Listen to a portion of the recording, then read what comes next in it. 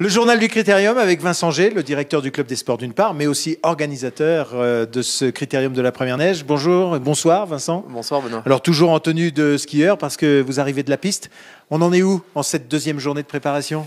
Eh ben, j'allais dire tout suit son cours, on est encore dans les temps. Il nous reste encore quand même pas mal de travail sur la piste. Mais j'allais dire, comme à son habitude, tous les services de Val d'Isère sont à pied d'œuvre pour le Critérium. Et ça représente pas mal de monde. Aujourd'hui, vous avez encore multiplié le nombre de personnes sur le terrain. Bien sûr, le service des pistes a fait des embauches un peu anticipées. Des pisteurs qui devaient embaucher que lundi ont été embauchés hier, une partie, aujourd'hui une autre partie. Et puis ça jusqu'à la fin du week-end. Donc aujourd'hui, il y a une petite cinquantaine de personnes qui travaillent et qui est même d'arrache-pied sur la piste. Alors ce qui nous préoccupait, c'est l'état de l'enneigement de la piste. On en est où ? Alors, écoutez, on a pu encore produire un petit peu de neige cette nuit. Ce matin, à moins 9 à la Daille à 7h du matin. Pas mal. Donc les canons tournent.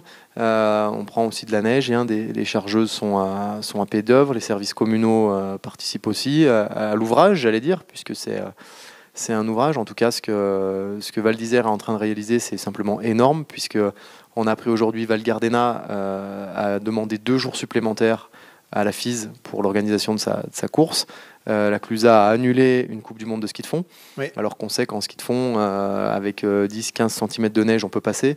Donc aujourd'hui, Val d'Isère, c'est une véritable prouesse technique que tous les acteurs de Val d'Isère sont en train de réaliser. Alors pour se rendre compte, je sais que vous posez des filets, et il y a un nombre invraisemblable de trous que vous devez creuser à la fois dans la neige et dans une neige parfois un peu durcie, qui durcit un peu la terre que l'on retrouve assez facilement quand même. Oui, aujourd'hui, on a attaqué les triangulaires, c'est-à-dire tous les filets qui protègent les pylônes. Et après, on parlait de 7 à 8 000 trous dans la terre. Voilà, donc c'est quand même pas mal. Donc on avait même fait venir des perceuses thermiques pour pouvoir planter tous nos filets baies dans la neige, dans la terre. Voilà. Et puis les câbles et tourelles télé sont en train d'être montés, je crois ? Certaines tourelles étaient montées, notamment à la Bosse à Émile. Les câbles télé, un certain nombre de matériel a été héliporté aujourd'hui. Il y a eu une dizaine de rotations d'hélicos. Donc maintenant, le montage va commencer.